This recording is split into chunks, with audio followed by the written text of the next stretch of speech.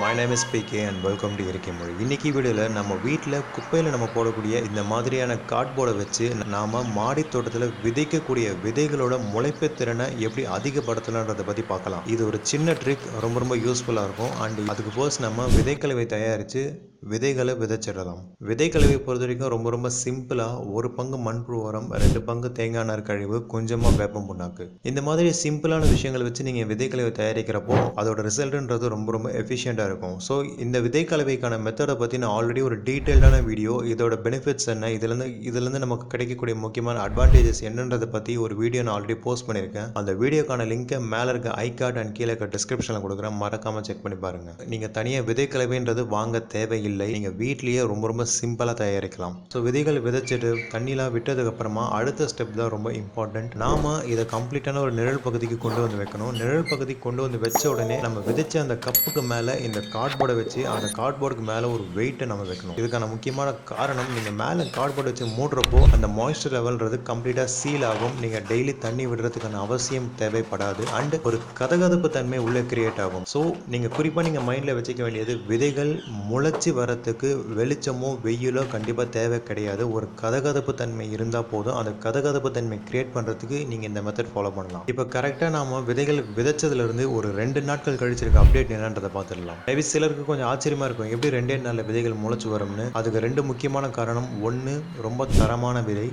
2வது, அந்த விதைகள் முளைச்சி வரதுக்கான வெட்ப சூழ்நிலையை நாம் கிரியேட் பண்ணி கொடுக்கணும். இந்த மாதிரி நீங்கள் கார்ட்போர்டு வச்சு மூடுறதுனால ஒரு கதகதப்பு தன்மை கிரியேட் ஆகும். அதனால அந்த விதைகள் ரொம்ப ரொம்ப சீக்கிரமாகவே முளைச்சி வரும். அண்ட் இந்த கார்ட்போர்டு வச்சு நீங்கள் யூஸ் பண்ணுறதுனால உங்களுக்கு கிடைக்கக்கூடிய இன்னொரு முக்கியமான அட்வான்டேஜ் வந்து, அதோட ஈரப்பதம்ன்றது ரொம்ப ரொம்ப அதிகமான நேரத்துக்கு நீடிக்கும். ஸோ நீங்கள் அடிக்கடி தண்ணி விட்டு உள்ளே இருக்க விதையை நீங்கள் டிஸ்டர்ப் பண்ண தேவையில்லை. கிட்டத்தட்ட ஒரு 2 நாளுக்கு கிட்ட ஆயிடுச்சு. 2 நாள் கழிச்சு தான் நான் இந்த விதைக்கலவையில் தண்ணி விடுறேன். அடுத்தது இந்த விதை தட்டில் இருக்க விதைகள் எப்படி முளைச்சிருக்குன்னு பார்க்கலாம். இந்த விதை தட்டில் வந்து நான் பீன்ஸ் விதைகள் நான் விதைச்சிருக்கேன். கிட்டத்தட்ட எல்லா விதைகளுமே முளைக்க ஆரம்பிச்சிருச்சு. ஒன்று வந்து கரெக்டாக முளைச்சி இப்போ தான் வெளிவர ஆரம்பிச்சிருக்கேன். இதுதான் கரெக்டான டைம். இதை நம்ம அவுட்டோர் லொக்கேஷனுக்கு மாற்றணும். அண்ட் அடுத்தது ரொம்ப ரொம்ப முக்கியமான ப்ராசஸ். ஒன்ஸ் விதைகள் மண்ணிலிருந்து முளைச்சி வந்த உடனே இதை நீங்கள் அவுட்டோருக்கு மாற்றிடணும். அதுக்கப்புறமா மேலே எக்காரணத்தை கொண்டும் கார்ட்போர்டு வச்சோ இல்லை வேறு எதை வச்சோ நீங்கள் மூடக்கூடாது. பிகாஸ் நான் ஆல்ரெடி சொன்னது தான், விதைகள் முளைச்சி வரத்துக்கு மண்ணிலிருந்து வெளியே வரத்துக்கு வெளிச்சமோ வெயிலோ தேவை கிடையாது. ஆனால் ஒன்ஸ் அந்த விதைகள் முளைச்ச அடுத்த நொடியே அது வெளிச்சத்தை தேடி தான் போகும். ஸோ அப்போ நீங்கள் அதுக்கு தேவையான வெளிச்சத்தை கம்பல்சரி கொடுத்தாகணும். அப்படி கொடுத்தா மட்டும் தான் அந்த நாற்றுகள் ரொம்ப ரொம்ப திரட்சியாக வளர்ந்து வரும். ஸோ அவுட்டோர் லொக்கேஷனில் மாற்றி வைக்கிறப்ப நீங்கள் குறிப்பாக கவனிக்க வேண்டிய இன்னொரு விஷயம் என்னென்னா, இதை கொண்டு போய் உச்சி வெயிலெலாம் வச்சிடாதீங்க.